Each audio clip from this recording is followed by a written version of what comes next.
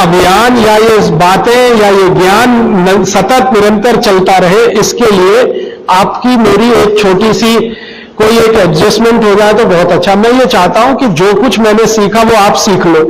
और पहले आपको खांसी की तो समस्या थी ना? हाँ, खांसी की समस्या वो नहीं है, वो कभी कभी होती है।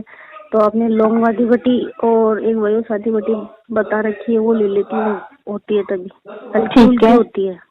नहीं पहले की तरह तंग नहीं करते? मैं पहले की तरह तंग नहीं करती बिल्कुल भी। ठीक है।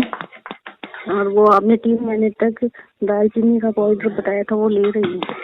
ठीक है।